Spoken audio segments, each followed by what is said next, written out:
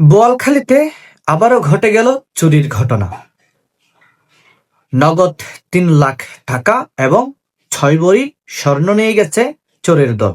ভিডিওটি বেশি বেশি করে শেয়ার করবেন, মানুষ যাতে সচেতন হয়। গত মঙ্গলবার ৩ ফেব্রুয়ারি সকাল ৯টার দিকে ঘরের দরজা তালাবদ্ধ করে সারোয়াতুলের একটি ধর্মীয় অনুষ্ঠানে গিয়েছিলেন বোয়ালখালী উপজেলার শাকপুরা ইউনিয়ন ৪ নম্বর ওয়ার্ডের মধ্যম শাকপুরা গ্রামের বৈদ্যবাড়ির বাসিন্দা লাবণী বড়ুয়া সহ তার পরিবার। সেখান থেকে বিকেলে ডাক্তার দেখাতে শহরে যান।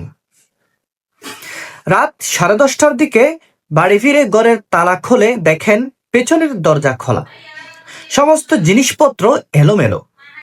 দুটি আলমিরার লক ভেঙে নগদ ৩ লাখ টাকা এবং ৬ ভরি স্বর্ণ নিয়ে গেছে বলে অভিযোগ করেন তিনি। ঘটনাটি মঙ্গলবার ৩ ফেব্রুয়ারি ঘটে। এই ঘটনায় লাবণী বড়ুয়া বোয়ালখালী থানায় একটি লিখিত অভিযোগ দায়ের করেন। লাবণী বড়ুয়ার স্বামী শিমুল বিকাশ বড়ুয়া বলেন, তিনি স্থানীয় ধম্মানন্দ বিহারের কোষাধ্যক্ষ। বিহারটির উন্নয়ন কাজের নগদ টাকা তার কাছেই ছিল। সেই টাকা এবং চাকুরি থেকে পাওয়া মাসের বেতন আলমিরার ডয়ারে রেখেছিলেন। চোরের দল সবকিছুই নিয়ে গেছে।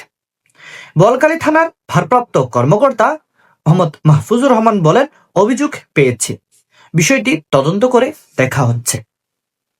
বোয়ালখালীতে প্রতিদিন কোথাও না কোথাও এভাবে চুরির ঘটনা ঘটতে দেখা যাচ্ছে। চুরি ডাকাতি হর হামেশা বোয়ালখালীতে লেগেই আছে। প্রশাসনকে অনুরোধ জানাবো, আপনারা একটু সজাগ থাকুন, একটু মনোযোগী হন। আশা করি অনেকটাই চুরি ডাকাতি কমে আসবে বলে মনে করি। ভিডিওটি ভালো লাগলে শেয়ার করে সচেতন করে দিন। ধন্যবাদ।